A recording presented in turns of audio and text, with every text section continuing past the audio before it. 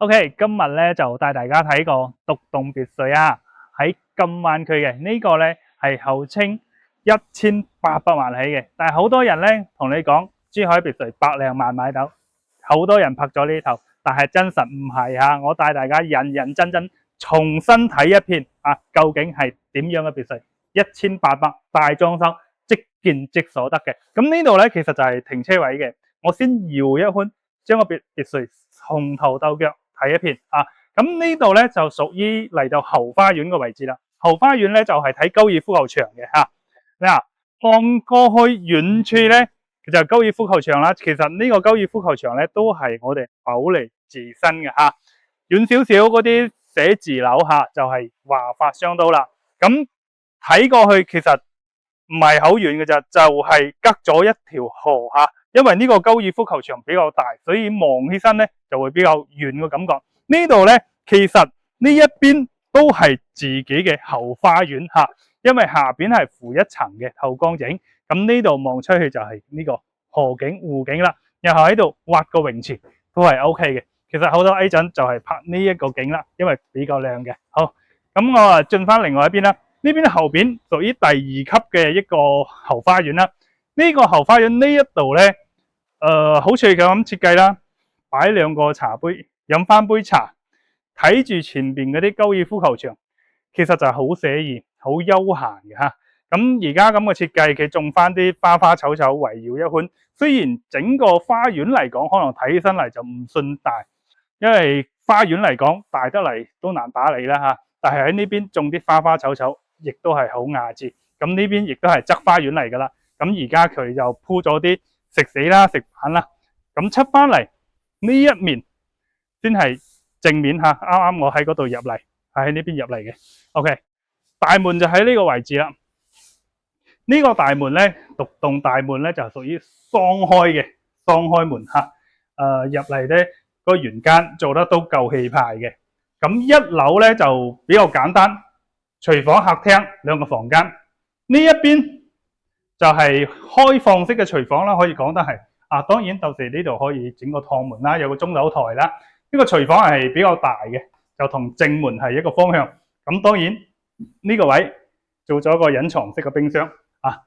咁呢度就旋轉樓梯啦，係嘛？呢個旋轉樓梯雖然睇幾靚下嘅。咁呢個中空廳好高，6-7米高嘅中空廳。咁話呢個別墅重要嘅賣點就係話坐住喺個客廳望出去係高爾夫球場個景亮先。OK， 咁呢邊就有2個房間嚇。咁佢而家個 lift 位喺呢度嘅，係啱裝修緊。OK， 呢度係一個房間，有透間啦，有個濕分列衛生間嘅。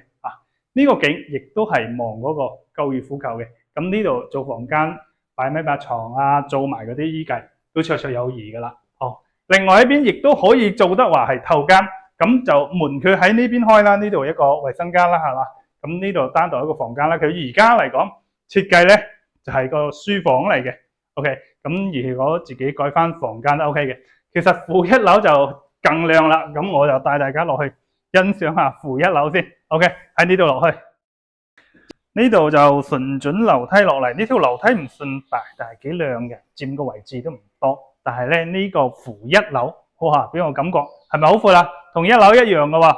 呢邊影音室啦，小型嘅客廳啦，外邊咧仲做咗排好似走廊咁啦，其實採光嘅，採光整嚟嘅。呢邊就有條走廊咁細細地一長一路過去啦就一個採光整落嚟嘅。OK， 咁呢邊就打下桌球啦，或者係放下啲健身啦。咁後邊咧呢個擺個圓台加上呢度咧就飲茶呢邊飲茶嘅。咁當然隔離呢度咧就會做個麻雀房，好多人都中意噶啦。其實就係呢一邊啦，就有個麻雀房咁嘅。咁呢個房間就唔大啦啱好擺張台啱 OK 噶啦。咁呢邊又做翻咗啲放茶葉噶啦。咁呢個 lift 咧，咁而家就落負1啦，上翻2樓啦。因為而家個 lift 咧就係啱整緊嘅。咁隔離有個姐姐房喎，呢度有個姐姐房，即係保姆間啦。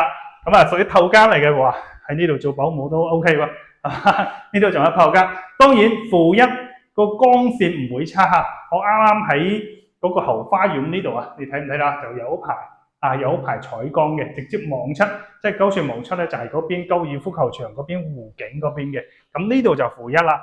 2樓咧就有2個房間，我都上埋去睇埋佢。好啦，咁我就上到2樓啦。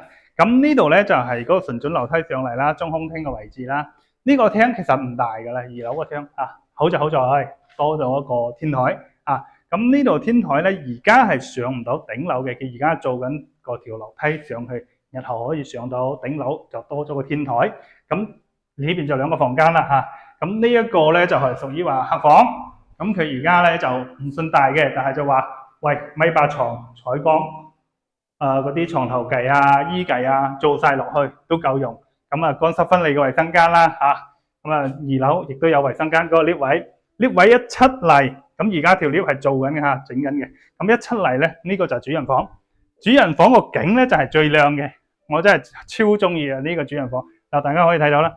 如果坐住喺呢個位望出去咧，就同嗰個下邊嗰個露台望出去一樣嘅，睇啲高爾夫球景嘅。遠少少睇華發商都呢一邊非常舒服嘅一個房間。當然你主人房當然有透間啦，係嘛？呢邊就係乾濕分離衛生間啦。呢度入嚟咧，佢有埋嗰個浴缸俾你噶啦飲住杯紅酒，睇住個高爾夫球場睇人哋打球。隔離咧係個衣帽間做好個衣帽間。咁呢度咧就話緊係獨棟單位，就大裝修，咁1800個左右就係即見即所得噶啦。咁好多人話喂，100萬想買別墅，唔係呢度呢個嘢100萬搞唔掂嘅。喺金灣區咁靚嘅環境，冇話100萬買別墅啦，買啲高層都難啦。OK， 咁另外咧仲有一啲就係話連排嘅，就600個搞得掂嘅，我帶大家睇埋佢。OK， 好啦，咁我而家就嚟到呢邊雙拼嘅點叫雙拼咧？中間一個牆隔開，呢邊一戶，呢邊一戶。因為呢戶咧就帶咗裝修嘅，我帶大家睇下。啱啱嗰個叫獨棟啦，呢個雙拼啦，咁價錢上咧就啱先一套就換呢度3套大家跟我鏡頭睇下，究竟呢3套嘢值唔值啱先一套啦？呢邊係一個側花園，入嚟一個園間嗱，呢邊做翻個園間位，擺翻呢幅嘢叫做蝴蝶啦。咁呢一邊就客廳、飯廳一睇過，一路望過去，你睇下啲採光窗比較多嘅呢個廳。OK， 咁呢一邊就係廚房啦，廚房一個趟門啦，一個 U 型嘅廚房啦。咁嗰個採光個窗咧就做得比較大，咁採光比較好。廚房咧就中規中矩，3、4個人煮餸咧就 OK 嘅。OK， 咁呢度有樓梯落去咧就負1，上去咧就2、3、4啦。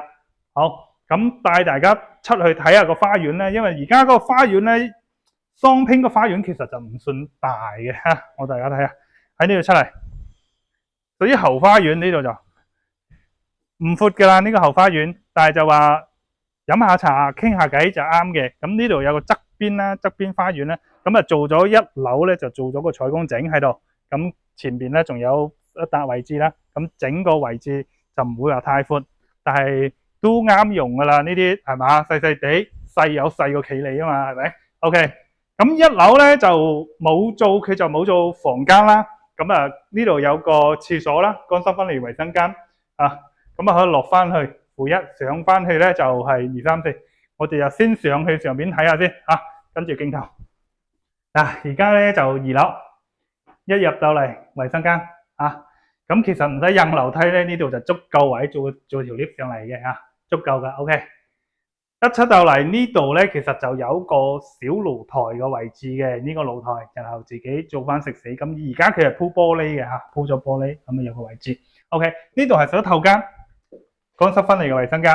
OK， 呢度咧嗰個房間出去咧就有個露台，仲有個露台呢個露台應該係1.8米左右啦，1.8米左右。OK， 喺個露台呢度就屬於個透間。咁2樓第一個透間啦。咁呢度咧其實就2間房，咁佢而家就做咗1間房，就做咗兒童房。你睇下呢邊全部細路仔玩嘅嘢。OK， 呢個大拱門係咪好有型嘅？呢個大拱門放2張床，即係而家個個都話預咗你生2胎噶啦。OK， 2個房嘅。咁呢邊咧就係話3房改2房，其中一個透間，一個廁所。咁呢度就係話2樓啦。咁當然仲有3樓上埋。呢度係3樓啦嚇，上到嚟咧就一個主人房，一個天台。咁主人房就肯定透間啦，呢邊一過去啊，成個房間都係你噶啦啊！喂，仲有埋露台，擺2米床啊，呢邊擺2米床。衣櫃，整個衣帽間。買得別墅就肯定有浴缸嘅，跟我過嚟睇下呢邊。成個浴缸淋浴區，所以呢個主人房咧係比較大嘅。OK，咁當然啦，咁除咗主人房，隔離仲有個天台，咁啊別墅有天有地噶嘛，係嘛？呢個咧就可以有天台嘅。呢度出去開個門先啦。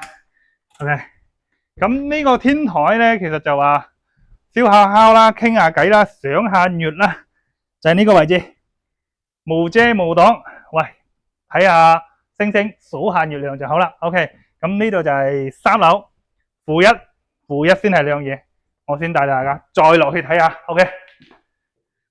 OK，Hello，山腳嘅朋友。呢個別墅呢個地下室真係高啊！你睇下，7-8米呢條樓梯轉幾圈先至話到負一咋，好少見有咁高嘅地下室啊！其實真係做2層噶。喂，呢個地下室夠脹啊嘛？你睇下啲燈係咪啊？幾大氣啊！嗱，呢個地下室咧，呢個別墅咧，車咧就可以入到我哋負一呢邊嘅。咁呢度咧有個車庫吓，門口喺呢度，以後揸車直接揸到呢邊停車。咁入嚟就唔使水淋熱晒啦。呢邊咧有個雜物房，咁而家佢又做咗紅酒室嘅。嗱，再睇翻呢邊，成個吧台係嘛，幾大氣啊！其實就呢度仲有個台階上去，而家擺咗個畫展，一路過去。雖然係全部係雞腸啊，佢識我唔識佢啊。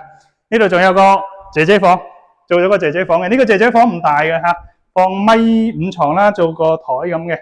對面就係個廁所。2個廁所其實就叫一個係操作台嚟嘅，即係姐姐洗下啲嘢啊嗰啲咁操作台。OK， 咁話緊呢度咧就係7-8米高嘅一個地下室啦。成套別墅落嚟呢個地下室我真係好中意嘅，咁高嘅地下室可遇不可求啊！市面上好少有咁靚嘅別墅單位有咁靚嘅地下室。咁話緊呢度我就真實講俾大家知啦，即係5-6百個嘅呢個就要，即係隔離啱啱我哋拍完嗰個咧就係1800啦。咁呢個600幾嘅嚇，3頭呢個就換啱先一個嘅。